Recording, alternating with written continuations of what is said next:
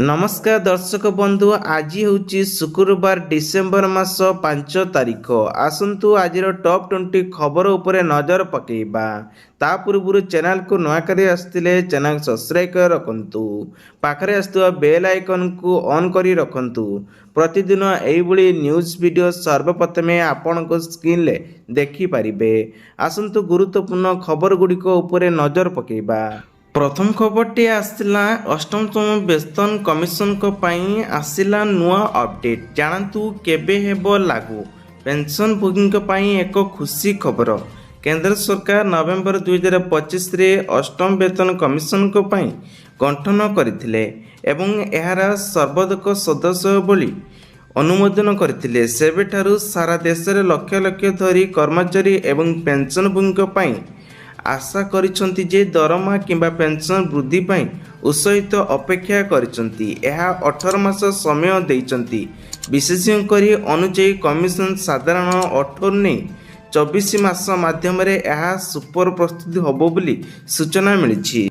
परवर्ती खबर आसला जुक्त 2 परीक्षा तारीख हैला बड़ घोषणा। जुक्त 2 परीक्षा तारीख हैला बड़ घोषणा। बुधवार परीक्षा तारीख घोषणा करिसंती CHSE अध्यापक।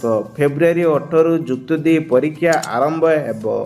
फेब्रुआरी 18 नहीं मार्च 21 तारीख जाए चलिबो परीक्षा।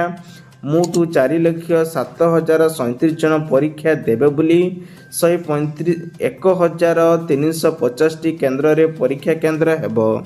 परवर्ती खबर आसिला LPG गैस को नहीं सिलिंडर सस्ता हवा पाई जाउछि। कमिला गैस दर एणिकी मात्र 300 टंका रे मिलिबो गैस सिलिंडर। सूचना अनुसार खाइबा सिलिंडर उपरे देबाकू पड़िबनी आउ हजार हजार टंका कारण सस्ता करिसंती गैस दर।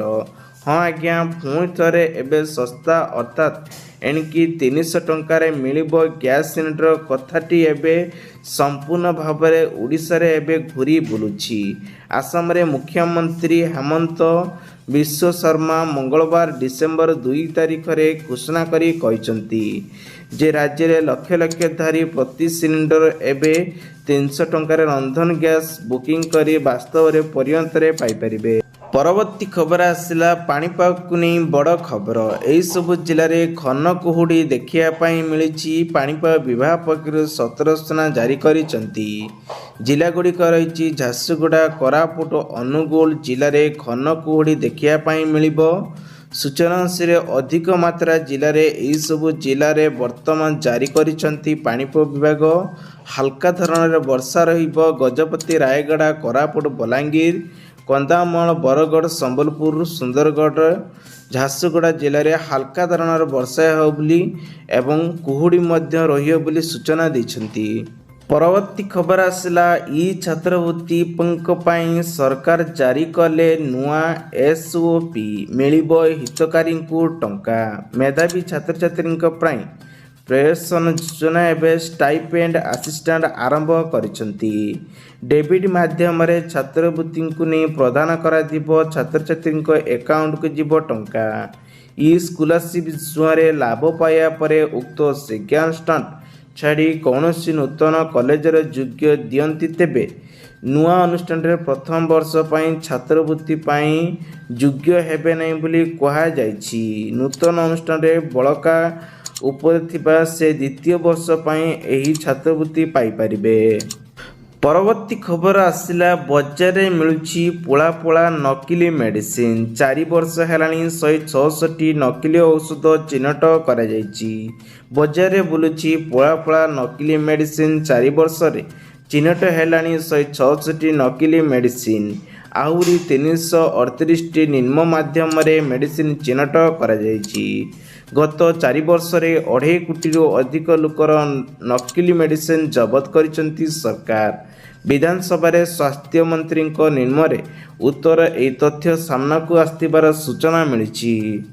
परवर्ती खबर आसिला SBI रे सूचना को नहीं सारांश प्रकल्प करिसंती। SBI रे एबे अमृत पुष्टि नामक एक स्वतंत्र स्थितर जमा करी प्रदान करि परिबे। मात्र 444 दिन अटे। यह FD साधारण ग्राहक मानक पई 6.60% पर्यंत रहुछि। वरिष्ठ नागरिकों ପାଇଁ 7.10% ଏବଂ ଅତି ବରିଷ୍ଠ ନାଗରିକଙ୍କ ପାଇଁ 7.20% ସୁଧ ହାରରେ ପ୍ରଦାନ କରେ। ଏସ୍ବିଆଇର ହର ହର ଲକ୍ଷପତି ଯୋଜନା ଆରମ୍ଭ କରିଛି, ଯେଉଁଥିରେ ମାସକୁ 610 ଟଙ୍କା ବିନିଯୋଗ କରି 10 ବର୍ଷ ପରେ 1 ଲକ୍ଷ ଟଙ୍କା ପର୍ଯ୍ୟନ୍ତ ଫେରସ୍ତ ପାଇପାରିବେ। ବରିଷ୍ଠ ନାଗରିକ ବାର୍ଷିକ 7.5% ସୁଧ ପର୍ଯ୍ୟନ୍ତ ପାଇବେ। ଏସ୍ବିଆଇ ବିଭିନ୍ନ ପଦ୍ଧତି ପାଇଁ ନିଯୁକ୍ତି ପ୍ରଦାନ କରେ, ଯେପରିକି ଜୁନିୟର ଆସିଷ୍ଟାଣ୍ଟ କ୍ଲର୍କ ପଦ୍ଧତି ପାଇଁ 6,569ଟି ପଦ୍ଧତି ରହିଛି। ଏହା ବ୍ୟତୀତ ସମ୍ପର୍କରେ ପରିଚୟିତ ଜେନେରାଲ ମୁଖ୍ୟ ବିନିଯୋଗ ବିଶେଷ କରି ଅନ୍ୟାନ୍ୟ ପଦ୍ଧତି ପାଇଁ ମଧ୍ୟ ବିଜ୍ଞପ୍ତି ପ୍ରକାଶ ପାଇଛି। ପରବର୍ତ୍ତୀ ଖବର ଆସିଲା ସୁଭଦ୍ରା ଯୋଜନାକୁ ନେଇ ବଡ଼ ଖବର। ଏହି ମହିଳାମାନଙ୍କୁ ମିଳିବ ନାହିଁ ସୁଭଦ୍ରା ଟଙ୍କା, ଉପମୁଖ୍ୟମନ୍ତ୍ରୀ ଦେଲେ ବଡ଼ ଘୋଷଣା। ସେ କହିଛନ୍ତି ଯୋଗ୍ୟ ହିତକାରୀଙ୍କୁ ନିଶ୍ଚିତ ସୁଭଦ୍ରା ଟଙ୍କା ସହାୟତା ରାଶି ପାଇବେ। ଆହୁରି କହିଛନ୍ତି କାହିଁକି ନା ବଞ୍ଚିଥିଲେ ହେଲେ ମଧ୍ୟ ତାହାର ଧାର୍ଯ୍ୟ ଚାଲିବ ଏବଂ ଯୋଗ୍ୟ ହୋଇଥିଲେ ଏକାଥରକରେ 2ଟି କିସ୍ତି 5,000, 5,000, 10,000 ଟଙ୍କା ସିଧାସଳଖ ପାଇବେ। ବାଦ୍ ପଡ଼ିଥିବା ହିତକାରୀଙ୍କୁ ସାମିଲ ନେଇ ଆଲୋଚନା। ବାଣିଜ୍ୟ ଓ ପରିବହନ ବିଭାଗ ପକ୍ଷରୁ 4 ଚକିଆ ତଥା ମରାଯାଇଥିବା ଲୋକ ହିତକାରୀଙ୍କୁ ତାଲିକାଦାଜ କରିବା ପରେ ସ୍ୱାସ୍ଥ୍ୟ ବିଭାଗକୁ କୁହାଯାଇଛି। ଧାନ ବିକ୍ରି ଓ ଖାଦ୍ୟ ଓ ଯୋଗାଣ ବିଭାଗ ପକ୍ଷରୁ ମଗାଯାଇଥିବା ଏହି ଖବର ଅନ୍ୟାନ୍ୟ ସେୟାର ମଧ୍ୟ କରିବା ପାଇଁ କହିଛନ୍ତି।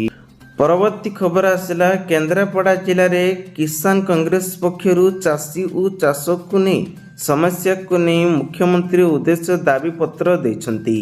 କେନ୍ଦ୍ରାପଡ଼ା ଜିଲ୍ଲାରେ କିଷାନ କଂଗ୍ରେସ ପକ୍ଷରୁ ମୁଖ୍ୟମନ୍ତ୍ରୀ ଉଦ୍ଦେଶ୍ୟରେ ଜିଲ୍ଲାପାଳଙ୍କ ଏକ 6 ଦଫା ସମ୍ମିଳନୀରେ ଦାବି ପ୍ରଦାନ କରାଯାଇଛି। ସେହି ଦାବିପତ୍ର ଉଲ୍ଲେଖ କରିଥିବା ଯେ ଓଡ଼ିଶା ଏବଂ କୃଷି ପ୍ରଧାନ ରାଜ୍ୟ, ଓଡ଼ିଶାରେ ଖରିଫ ଧାନ ଅମଳ ପ୍ରାୟ ଶେଷ ପର୍ଯ୍ୟନ୍ତ ଚାଲିଛି। ମୁଣ୍ଡି ଖୋଲିବା ପ୍ରକ୍ରିୟା ଆରମ୍ଭ ହେଉଥିବା ବେଳେ ମିଲ୍ ଓ ସରକାରୀ ଭଳି ପଦାକୁ ଆସିଛି। ଏହା କଳି ଓ କଳକଳିରେ ବୋଲି ଚାଷୀ ସନ୍ଦେହ ପ୍ରକାଶ କରିଛି। ସବୁ ଦିଗରୁ ଚାଷୀ ଓ ଏହାର ସମୟ ଏକ ଗଭୀର ପରିସ୍ଥିତି ମଧ୍ୟରେ କାଟୁଥିବାର ସୂଚନା ମଧ୍ୟ ମିଳିଛି। ପରବର୍ତ୍ତୀ ଖବର ଆସିଲା ଇଭି 2 ଚକିଆ ଯାନ କିଣିବାକୁ ଚାହୁଁଥିବା ଗ୍ରାହକମାନଙ୍କ ପାଇଁ ଏଥର ଇଲେକ୍ଟ୍ରିକ୍ ଡିସେମ୍ବରରେ ବଡ଼ ଘୋଷଣା କରାଯାଇଛି। ଭାରତରେ ଅନ୍ୟତମ ଅଗ୍ରଣୀ 2 ଚକିଆ ଯାନ ନିର୍ବାଚନ ପାଇଁ ଏଜେନ୍ସି ପକ୍ଷରୁ ଏହାର ଦୀର୍ଘ 1 ମାସର ଅଭିଯାନ ଏଥର ଇଲେକ୍ଟ୍ରିକ୍ ଡିସେମ୍ବରର 3 ସଂସ୍କରଣକୁ ନେଇ ଘୋଷଣା କରିଛନ୍ତି। ଏହି କାର୍ଯ୍ୟକ୍ରମ ଦ୍ୱାରା ଆକର୍ଷଣୀୟ ନଗଦ ରିହାତି ମଧ୍ୟ ମିଳିବ। ଅଫର ଓ ବିସ୍ଫୋରଣ ବ୍ୟାଟେରୀ ସହିତ ବିକଳ୍ପ ପ୍ରଦାନ କରିଛି। ଏଥର ଇଲେକ୍ଟ୍ରିକ୍ ଡିସେମ୍ବର ନିର୍ଦ୍ଦିଷ୍ଟକୁ ନେଇ ସ୍କୁଟର ମଧ୍ୟ ଅପ୍ଲସ କରିଛନ୍ତି। ଏଥର ଉପର ଅପେକ୍ଷାରେ ଗ୍ରାହକମାନେ 20,000 ଟଙ୍କା ପର୍ଯ୍ୟନ୍ତ ଲାଭ ପାଇପାରିବେ ବୋଲି, ଯେଉଁଥିରେ କ୍ରେଡିଟ୍ କାର୍ଡ ଏବଂ ଇଏମ୍ଆଇ ଉପରେ ମଧ୍ୟ 10,000 ଟଙ୍କା ପର୍ଯ୍ୟନ୍ତ ଉତ୍କଳ ରିହାତି ମିଳିବ।